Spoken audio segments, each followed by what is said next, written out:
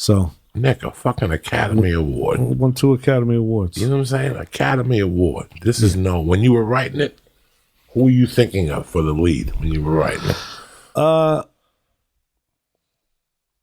I knew it had to be an Italian. Before I met with Pete and Brian a couple of years before, when I was first thinking about it, I talked to James Gandolfini about it, and he loved it. And I was thinking, we were going to pursue that. Unfortunately, he passed away. So after he passed away, again, I put him sort of on the side burner. It's like, my father had passed away the same. Gandolfini, the last time I saw him was at my father's funeral. 4 or 5 months later, he passed away too. So it was really a rough sort of time for me. And then when I started doing it again with Brian Curry and Peter Farrelly, lots of names came up. And we talked to a lot of different people, and Pete met with some people. And then it was Pete that came to me and said, "What about Viggo Mortensen?" And Viggo Mortensen's one of my favorite actors of all time. And I went, "Wow, Viggo Mortensen's unbelievable." I said, "But Pete, there's something about it. I think the guy's got to be Italian, or at least half Italian, or have some of that sensibility, because you start doing a bad New York Italian, Terrible. It's like a Saturday Night Live skit, right, right.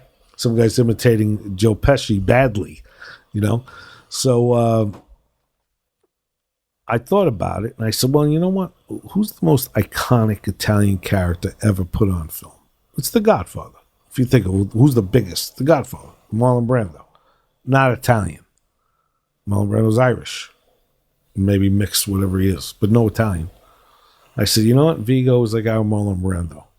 And I said, Pete, I think you're onto something. I think he can do it. I pictured it in my head. And Viggo, man, what a job he did. That's my father. You watch that movie, that's exactly my father, how he was at that age. Viggo studied film, tape. Luckily, my father later in life was an actor, so he watched The Pope, he watched The Sopranos, he watched everything my father was in. Listened to the tapes that I recorded of my father telling the story. And he just gained 45 pounds, hung out with me and my brother and my uncles. He picked up not only the Bronx accent, but when he spoke in Italian, my father and his family had they were from Calabria. So the Calabrian accent mixed with the Bronx had its own sort of dialect, And Viggo was right on it. But that was Pete's idea, and it turned out brilliantly. What did you start off as? You went to college? I went to college, yeah. What kind of degree?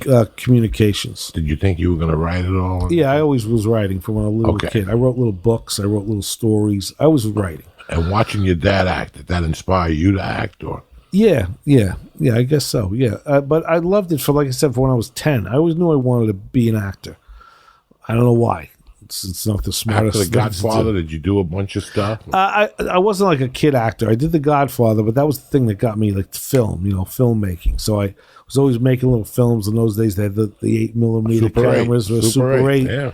Literally cut them with scissors, put them together. Fucking with fire. Yeah, so I used to make my little movies, and then in high school, I was the only kid that took the film class and not go to sleep. So I watched, the film teacher was excited about that. Oh, finally one of these kids gives a crap. And so he would show me Citizen Kane and It's a Wonderful Life and all these great movies and learn about editing. Then I became an usher in a movie theater, and I'd watch movies over and over and over. And believe it or not, that was like a film school unto itself.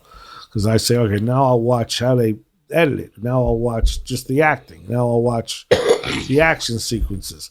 So every movie, because those days the movie's there for 9 months, so you watched it hundreds of times.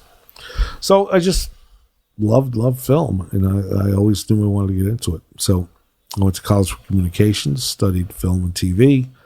I was acting during college. I started doing the extra work in New York. And how long were you kicking around New York? Off Broadway, I did lots and lots of theater. How long did you kick around New York for? I was from right out of high school. Even when I was in college, I was doing stuff in New York till I was almost 30, and then I moved to LA. And when you moved to LA, what did you want to do? Well, same thing. I knew I had to get out here and get to it. And get it. How long till you sold your first script? I sold the script like very quickly. Really? As soon as I get out. So when I got out here, I got a play. I got a TV show, and I sold the script like right away. Just boom. So But then after that, it went downhill for a while. But when I first got here, it went good. And what do you mean downhill? Well, then it was. Then it was. Then it was the struggle. I was back trying to get movies made, write some more scripts. I was getting little ones done here and there, but I was like working in clubs. I was doorman, and that's when the clubs in LA were big time with lines down the block. Working in all the hot clubs, which was good and bad. But meeting different people, and then still continuing to do some whatever little theater was in Los Angeles, and then writing and directing and producing little indie movies. I was the type of guy, I'm not getting cast in something, I'll write something, put myself in it, and make it myself. That's how I was. So I did a bunch of those type of movies. Good for you, man. You never stopped. You just keep going. And the thing I like about you is that you're a Renaissance man. You'll act for 2 weeks, then write for 2 weeks, then go here for 2 weeks. You went to the Kentucky Derby. Well, there's things like they say about guys like me, jack of all trades, master of none. But I like doing lots of different. To me, it's all one thing. It's art, and like you see guys like us that people think, they think they're actors, but it is a Renaissance man in the sense of, I never wanted to pigeonhole myself, and I liked lots of different things. I did some musical theater, I sang. I danced. I just love the arts, I guess.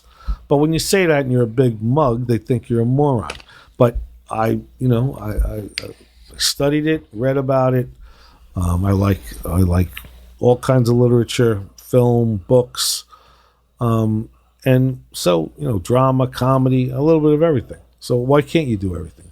You know what I mean? If it's fun and you like doing it, and you do it fairly okay, why not? When the movie hit the theater and you saw the response, what did you feel like? It was very... It's one thing to act in something. Yeah, very emotional. Very emotional. I think we all did. It was kind of weird, Pete. Everyone would get choked up. At the end of that movie, you see people in the theater crying at the end of the film, and hushed in other parts, and laughing. And it's when you achieve that, when those are the scenes you wanted them to laugh, and those are the scenes you wanted them hushed, and those are the scenes you wanted them to cry, and it's working like that. It's weird. I'm in the movie. I play the mob guy that my father's character Vigo goes to see in the restaurant. I forget I'm in the movie, because to me it was more about the movie as a whole and how it affected people. And the Chinese bartender, shut up! The Chinese bartender. See, that was another little touch. That was actually my brother reminded me of that. When I said, we're going to do the scene in Joe and Joe's, he goes, well, remember Dad would take us everywhere. It was always a Chinese bartender, even at Italian restaurants in the Bronx. And I'm like, that's right. Every bartender was Chinese in the Italian restaurants for some reason. They just were there. We're going in like fucking Marines, you understand me? Welcome to church, motherfucker.